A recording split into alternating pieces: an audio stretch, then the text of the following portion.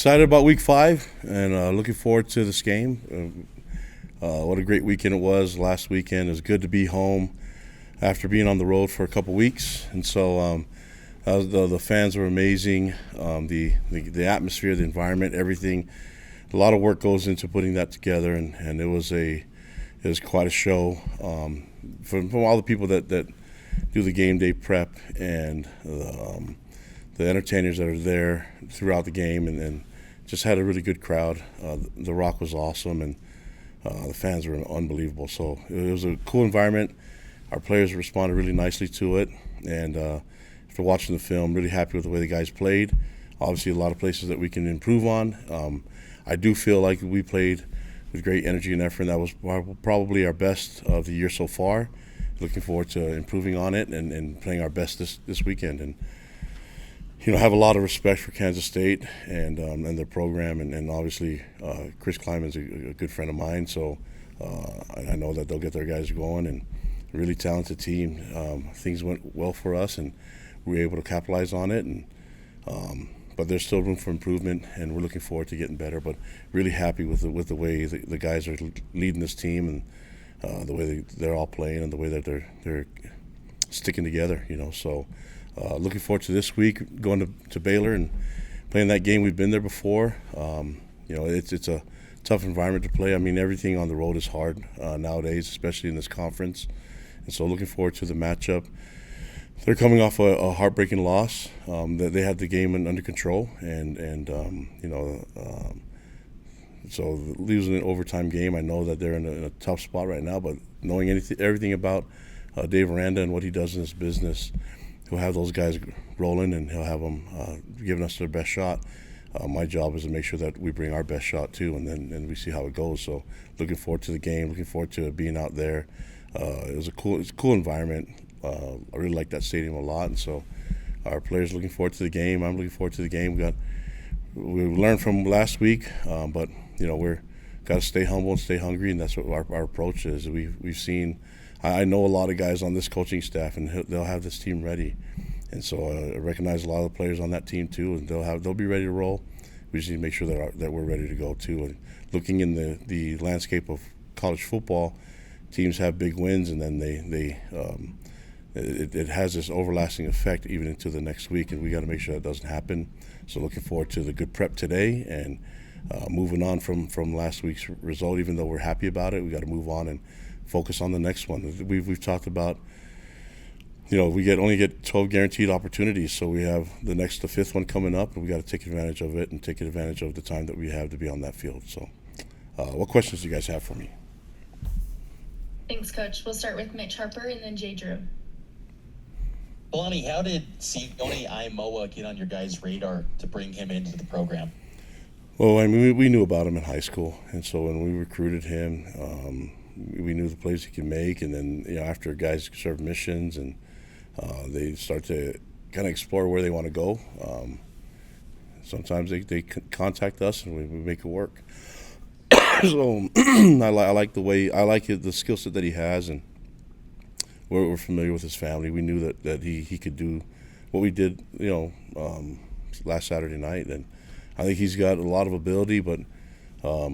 The entire room is gifted. Those guys are talented, and I think Harvey's doing a great job at bringing them along and mentoring them and developing them, and A-Rod's doing a great job with that group as well. So that with the presence of T.J. Woods in the room and Kevin Gilbride, I think they're able to really get the most out of these guys. And we knew that if we needed to go to our depth, we could rely on those guys. And I'm just glad of the way he approached the game. Sometimes you can't account for what happens when it's a live game, and he performed exactly like I thought he would, and like we hoped for, and there it is. So now we were gaining more experience with these guys, and Bokai played, and Enoch did some good things. So the room is gaining more experience and getting better as we go on throughout the season. You bring up the rest of the room. We saw on the depth chart this week that L.J. Martin's not listed. Does that mean he's out for the week? Yeah. I think we're counting on him taking advantage of the extra time that we can get, and hopefully getting back by the sixth game. So yeah, I think we're looking at it. There's only so many reps, and I think if you ask LJ and you ask the rest of the guys, whether you're able to go is not really the question. It's, are you better than the guys that are at full strength? And so when we look at that, if you ask our running backs, they want to play, but we've got to make the best decision, and we can really take advantage of extra time and healing for him, and that's what we're going to do with him. Kalani, you've praised Kelly Papinga for his work on special teams quite a bit this year, and he's obviously paid a lot of dividends for you. When you hired him to come back to BYU, was that part of the reason why, is that his just ability to coach that unit? I wanted to hire him because he's a great coach and a great person. That's the number one thing is that I recognize what he can do as a mentor to these young men, and being a former player here, I know he cares and loves this place, and so I knew that he could.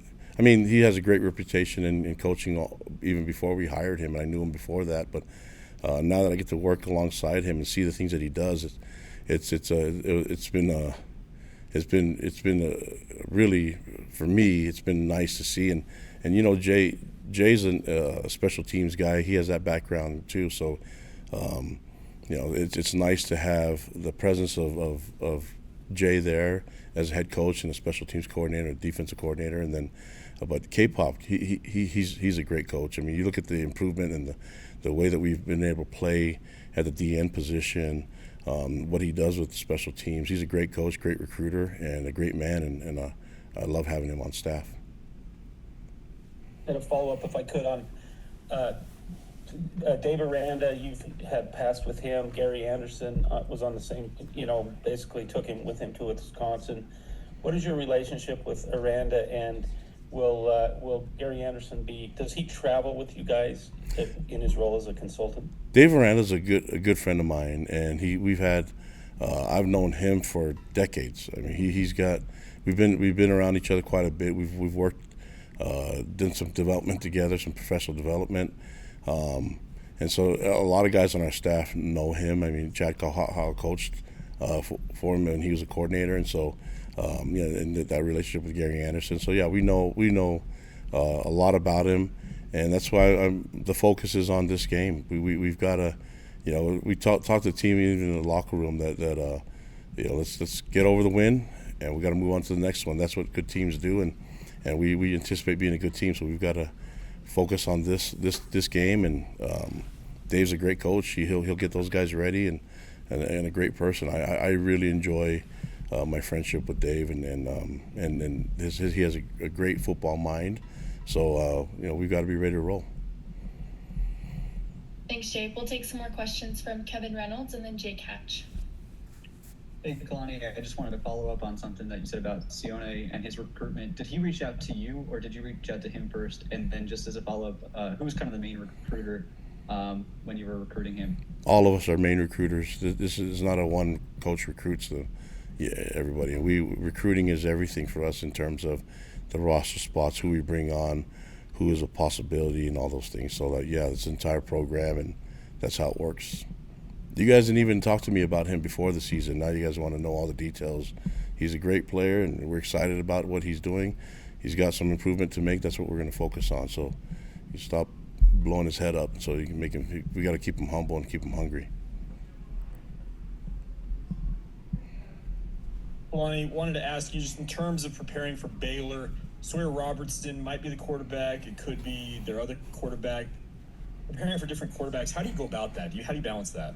Yeah, that's kind of what college football is sometimes. You have to be ready for a skill set of each quarterback. But, I mean, you look at them, most quarterbacks that are at this level in the Big 12 can throw the ball, they can run, they're athletic, and they're big, and they're strong. So it's no different here. And I know Coach Spavital, he'll get those guys ready. I mean, this isn't a dangerous team, and so we're taking, we're focused on what they can do, and I'm not really concerned about who's going to play quarterback. I want to be concerned about the things that we can improve on from last week and how we can play better. So that's, but I have a lot of respect for them, and those guys are very capable players. They have a lot of experience as players, and so we see it on film, and you combine that with what they have up front. I mean, they've recruited and trained their guys well, so it's going to be a great matchup for us. I also want to ask you, Campbell Barrington is one of their starting tackles, a former player of yours. Do you still have any relationship with him? Do you talk with him at all? No, I haven't talked with him much since he left, but just whenever I can see him, and I mean he knows we care about him. I love the Barrington family, appreciate what they've done for us here and what they've done for me as a coach on our team, and so that's kind of like how things work in the transfer portal. You're gonna have to get used to seeing some guys and that maybe were on your roster playing at other places, and I wish nothing but the best of them. I see our former players that have left here making plays and doing some really cool things, and I just wish them the best, man. Once a Cougar, always a Cougar. So we're really proud of what they've done when they were here, and I'm definitely going to keep cheering them on as they move on. I won't be cheering for Campbell this weekend, but that's after this and before this, I definitely cheer for him. Okay, Coach, we'll wrap up with a couple more questions. We'll take Mitch, Harper, Jake Hatch, and then Sean. Kalani, now that you guys know that you're playing a morning game, does the schedule change at all with anything with practice or anything like that? Did the schedule change at all in preparation for a morning kick this week? Yeah, the schedule changes, but not with our practice schedule. We've already got our classes in the morning. We're an afternoon practice team. We like that because you can get, in the heat, in the fall we can get in the heat. It's when it's the hottest part of the day, and in the winter it's the hottest part of the day. We like to be outside when we practice, and even if the weather gets cold. So that's kind of what we do. We'll adjust a couple other things, meeting times, things like that. But we've been in this situation before. We can adjust our schedule depending on whatever the time happens. That's kind of what that's what we do, and we have our staff, our support staff, our strength staff, and sports scientists that can kind of get us in the best place where we can operate and play at our best when kickoff happens. Well, I wanted to ask you about the progress of your offense overall. Is it getting to the level you expected it to be? Because you've talked in the past about wanting to be at a higher level. Yeah, I don't really. If they put points on the board, that's the higher level. That's what I want. Take care of the football. That's high-level football. If we give the offense short fields, we can't back up and getting more yards. What I do like is that when we give them short fields, they capitalize and score points. So that's what we're going to be focused on, scoring points. And the stat that matters the most is the points that are on the board, and that's what we're going to focus on. So I do like the way they respond. This is a team game, so it took all three phases to function efficiently for us to get this victory, and we're excited about the moves that we've made. I'm excited to see what the offense does against Baylor. So this is going to be a cool matchup. I'm excited to see our guys work and improve, and we've improved every week. I don't imagine that changing at all. So I'm looking forward to the movement that we can make and the improvement we can make as an entire team, and especially in all three phases and with the offense.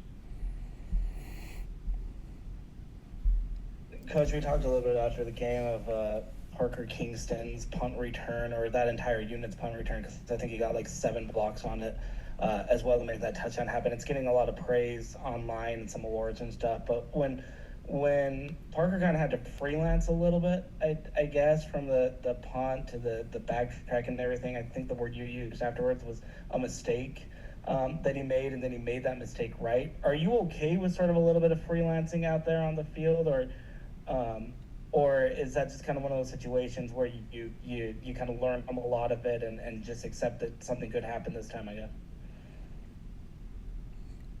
Freelancing, I mean, it's a relative term. It could be used in different ways. I mean, in terms of the football, there's not a lot of freelancing we should do.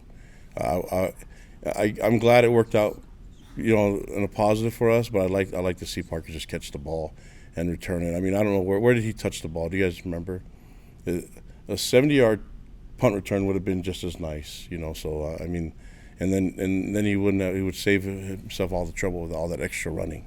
So I'm pleased that it worked out, but like that wasn't. You don't freelance by taking a huge risk like that. I don't think he would even call that freelancing. But I'm glad that he stuck with it and was able to overcome the mistakes. Some mistakes are really difficult to overcome. That one, you just got to be more mindful of it, and we got to do a better job of coaching our guys so that the mistakes don't happen. And that's my job. I'm going to try to do my best to make sure these guys eliminate the mistakes and get better as we go along. Okay, thanks, Coach. That's all the questions we have for today. All right, Have a guys. great week. Thank you.